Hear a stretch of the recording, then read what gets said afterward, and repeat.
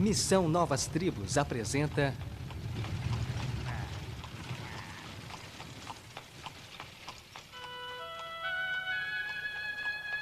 Ital.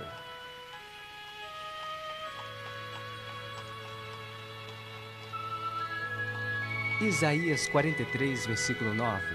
Que ouçam e digam, é verdade.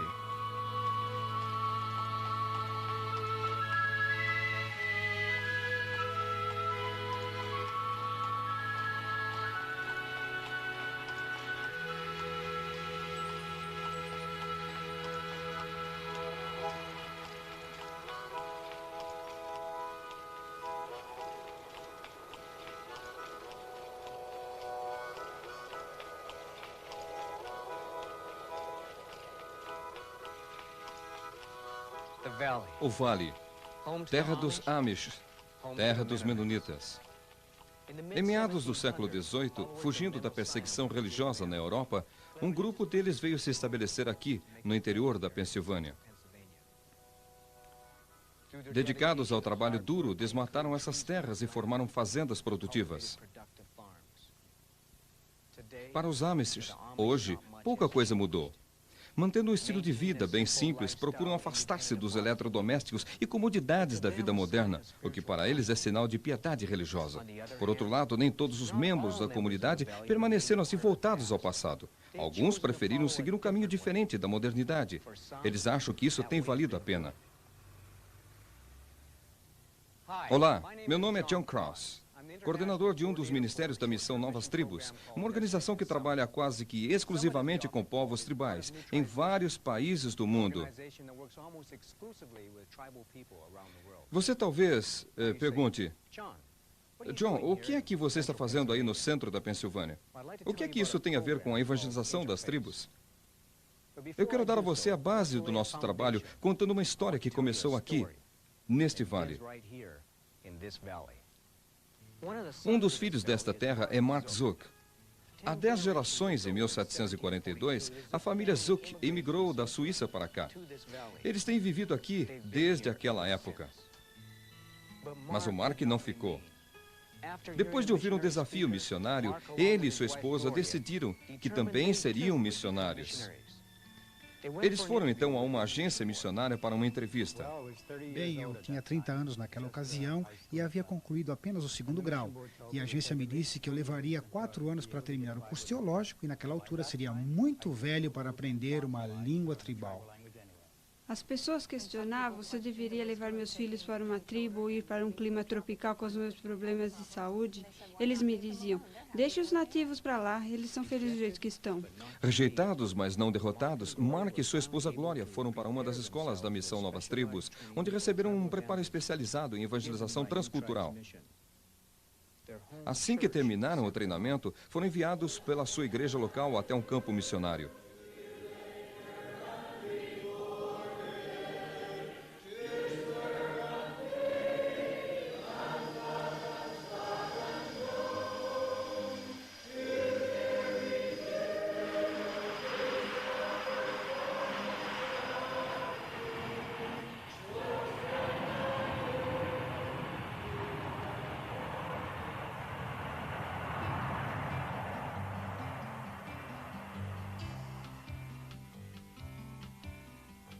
Papua Nova Guiné, a ilha que é completamente diferente de qualquer outro lugar do mundo. A terra onde o tempo é esquecido. Isolada, é um cantinho maravilhoso da criação. Do clima ameno e fresco encontrado nas montanhas ao calor úmido e tropical das terras baixas dos manguezais. Com arrecifes de corais incríveis e praias desertas luxuriantes, é de se admirar que ela não tenha se tornado ainda a maior atração turística do mundo. Localizados numa das ilhas de isolada província britânica ocidental, os Mooks têm vivido e morrido por séculos. E é esse povo que se tornou parte importante da vida de Mark e Glória. Com frequência, nossa ideia do que está envolvido no trabalho missionário dessa natureza não é correta. Você não começa a pregar a palavra no primeiro dia que você chega na aldeia. Se você fizer isso, vai causar problemas e provavelmente será o último a tomar conhecimento deles. Antes, você tem que embarcar na aventura do aprendizado. Aprender como essas pessoas pensam, como falam, o que as faz assim rijos. A questão é, por onde começar? O que fazer no primeiro dia? No segundo dia? O que é que você está querendo, então, mostrar para mim? Um estilingue? Quando você chega numa aldeia, as coisas que você aprende primeiro são as mais óbvias. Onde eles moram, o que eles comem e como preparam a comida. E, é claro, de onde eles obtêm seus alimentos. Os Moques gostam de comer carne de porco selvagem que eles capturam em redes armadas pelo mato. No dia da caçada, todo mundo levanta bem cedo e todos participam.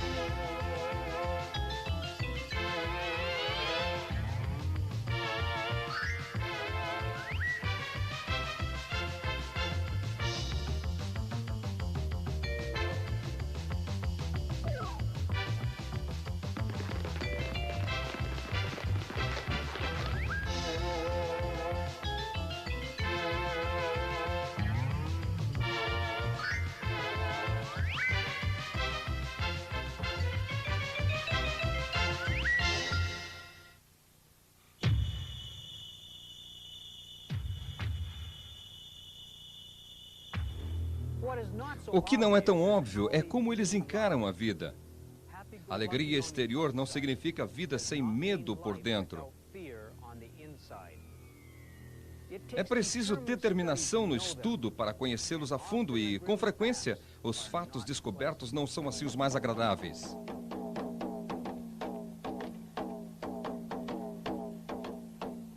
À medida que estudamos seus costumes e a maneira de pensar deles, uma das coisas reveladas foi o constante temor e opressão em que esse povo vivia. Um dos aspectos da cultura estava ligado aos ancestrais mortos. Um homem vestia uma grande máscara e saía dançando pela aldeia. Eles criam que esse era o espírito de um ancestral morto voltando.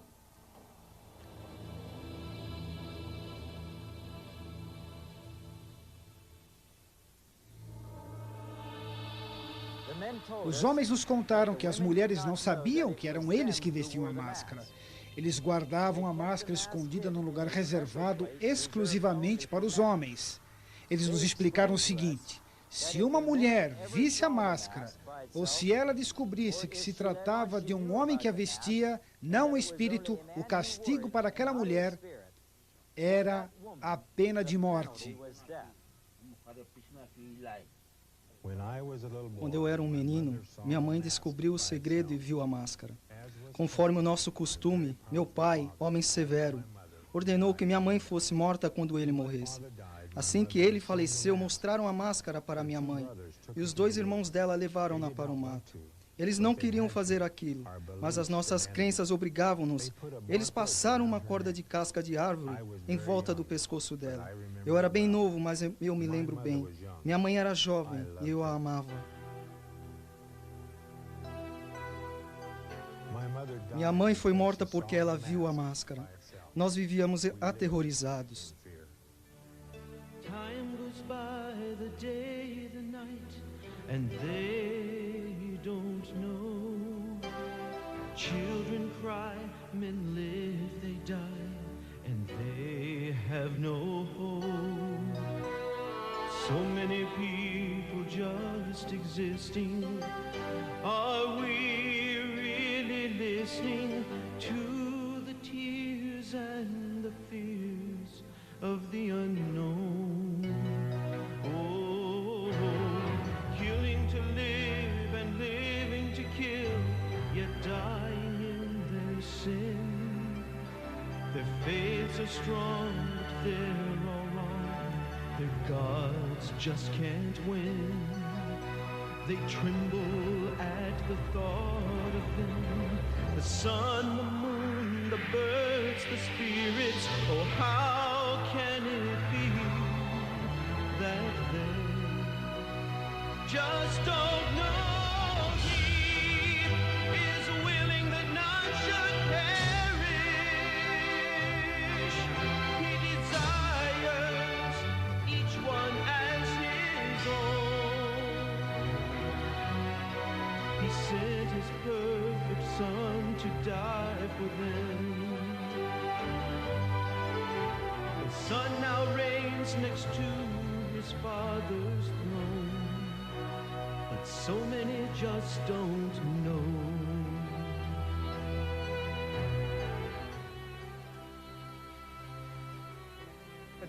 O dia finalmente chega quando você conhece bem a língua e sabe o que eles pensam, podendo iniciar a pregação da palavra de Deus. Mas a questão é, por onde começar?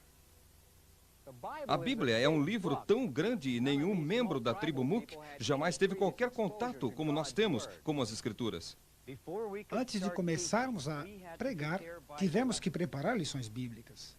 O nosso ajudante, que naquela época não era um crente, foi a pessoa-chave para obtermos a terminologia bíblica apropriada de que precisávamos para ensinar. Mesmo antes de iniciar o ensino, os Mooks pareciam pressentir que estavam para receber uma mensagem maravilhosa. Quando o ensino começou, a aldeia toda de 320 pessoas se reuniu para participar. Nós não mencionamos nada sobre Jesus até que concluímos 2 meses de ensino das histórias fundamentais do Velho Testamento. No primeiro dia, nós começamos mostrando para eles um mapa da aldeia. E aí apontamos onde as outras aldeias Mook estavam localizadas naquele mapa.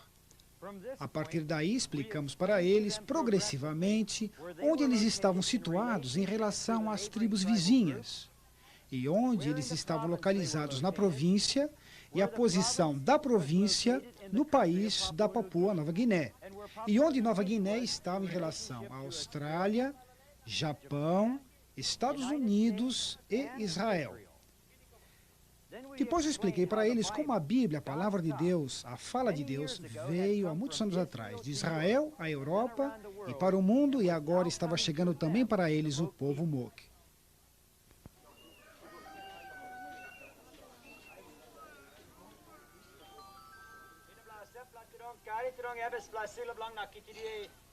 Na segunda lição, nós discutimos as crenças dos diferentes grupos sobre como surgiram na Terra.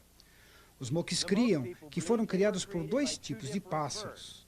Quando eu falei para eles que há pessoas em nosso país que acham que o homem evoluiu de uma criatura simiesca, eles comentaram, que gente estúpida. Então eu perguntei para eles, de todas essas crenças, qual delas é a correta? E eles disseram, nós não sabemos. Aí eu expliquei para eles que por essa razão, Deus nos deu sua palavra escrita que nunca muda. Começando com Deus, nós explicamos como Ele é, seus atributos. Aí falamos sobre Satanás e seus anjos caídos. Os Mooks acharam que o inferno é o lugar certo para o diabo e que Deus era justo em mandá-lo para lá com os demônios. Depois ensinamos sobre a criação do mundo, e Adão e Eva. Falamos sobre a escolha do homem pecar e explicamos como Deus prometeu um Salvador que viria um dia para nos livrar do pecado. Nas histórias do Velho Testamento que se seguiram, enfatizamos a grandeza e a graça de Deus, a perdição do homem sem esperança por causa do pecado e a provisão de Deus de um sacrifício de sangue através da morte de um cordeiro. Com frequência usamos encenação para ajudá-los a entender o que estávamos ensinando. Quando contei que Deus pediu a Abraão que sacrificasse Isaac, surgiu um dilema. Abraão era um homem obviamente piedoso, de forma que ele deve obedecer a Deus. Mas foi através de Isaac que o Salvador foi prometido. Eu sei que Abraão vai obedecer e que Deus salvará a vida de Isaac, talvez com um cordeiro como substituto. Antes de terminar a história, 4 homens vieram individualmente me sugerir que Abraão obedeceria a Deus e que ele interviria salvando a vida de Isaac, providenciando um cordeiro como seu substituto. Eles desenvolveram uma reverência sincera para com Deus e temiam que pudessem ser destruídos por causa dos seus pecados. Eles disseram: nós somos exatamente como aquelas pessoas de Sodoma e Gomorra. Por 2 meses, nós ensinamos lições chaves do Velho Testamento cronologicamente antes de apresentarmos Jesus como Salvador, nascido como uma criança neste mundo. Ao estudarmos a vida de Jesus, os Moques se tornaram grandes admiradores do Senhor. Jesus se tornou o herói da tribo. Eles o amavam e o veneravam. O povo da aldeia nunca perdeu uma lição durante as semanas que Mark ensinou de segunda a sexta, 2 vezes por dia. Os doentes eram trazidos em macas para os estudos. Quando uma gestante estava perto para dar à luz, eles arrumavam um jeito para que ela pudesse ficar pertinho o suficiente para ouvir as histórias. O nenê nasceu durante uma das reuniões e o ensino prosseguiu. Às vezes os Moques estavam tão compenetrados que não tinham vontade de comer, nem queriam dormir. Eles gastavam cada momento livre do dia discutindo as lições e ouvindo vez após vez as histórias gravadas diariamente. Esse maravilhoso Jesus era perfeito. Ele podia fazer qualquer coisa. Ele era Deus. O dia, enfim, chegou, quando foi contada a história da traição de Jesus por Judas e o seu julgamento diante de Pôncio Pilatos. O povo ficou revoltado com Judas traindo o Salvador. Mas eles criam que de alguma forma Jesus iria se livrar. Essa foi a última história que nós lhes contamos antes da apresentação do Evangelho. No fim dela, nós dissemos para eles: amanhã nós terminaremos nosso ensino.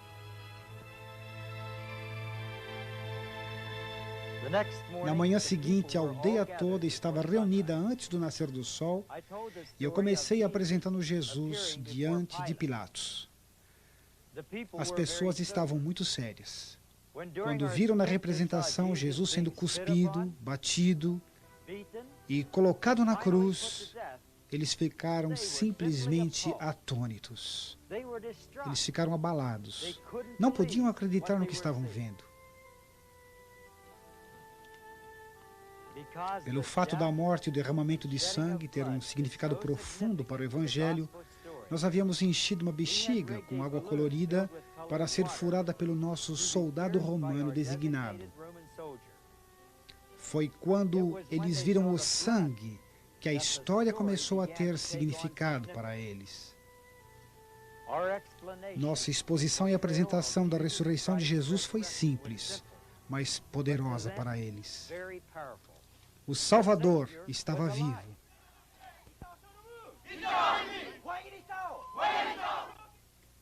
Depois eu voltei novamente às histórias do Velho Testamento e, começando com Abel, expliquei que Jesus é o nosso sacrifício aceitável, da mesma forma que o sacrifício de Abel foi aceito por Deus.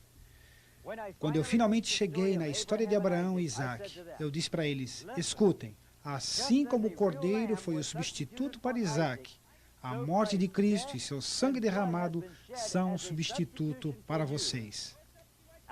Nesse ponto, a luz verdadeiramente raiou. Eu podia ver e ouvir por toda a multidão a reação positiva deles para com a mensagem. Eu creio, eu creio, eu creio. Coloquei-me no meio deles e perguntei o que eles achavam. E de todos os lados surgiram respostas como esta.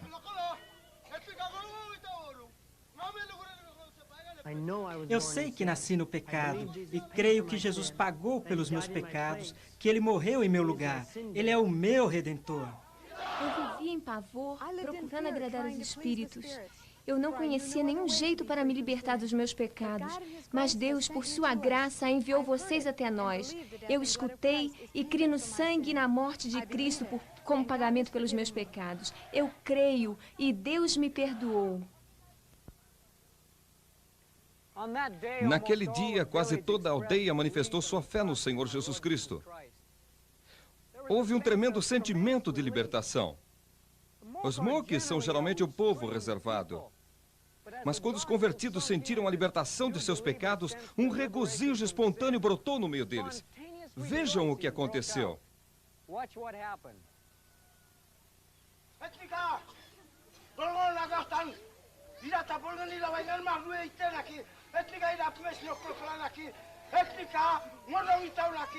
Esse homem está testemunhando que ele também crê que Jesus Cristo pagou pelos seus pecados. Etal quer dizer é verdade, verdadeiramente, verdade.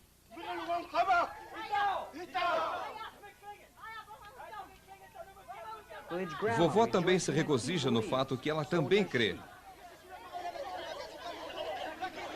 Muitos outros deram seus testemunhos de que creem que Jesus Cristo levou os seus pecados sobre si. Marcos diz que se eles creem, então a palavra de Deus diz que seus pecados estão perdoados. E tal, é verdade.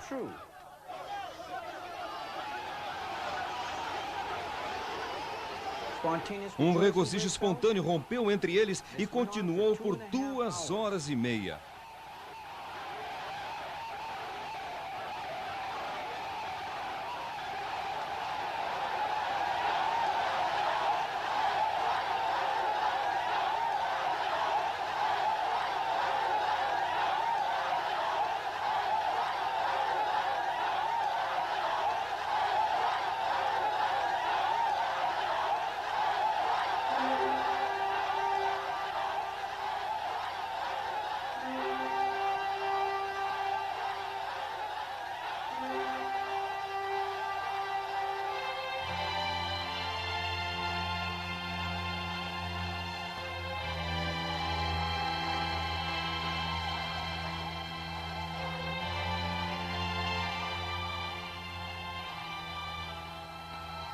Sr. Zook, nós consideramos o seu interesse em nossa agência missionária, mas sentimos muito que vocês não sejam adequados para o campo.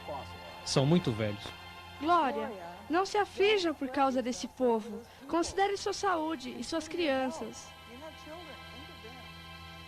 Marcos e Glória, como igreja, nós vamos ficar na retaguarda de vocês. Nós vamos orar por vocês e sustentá-los.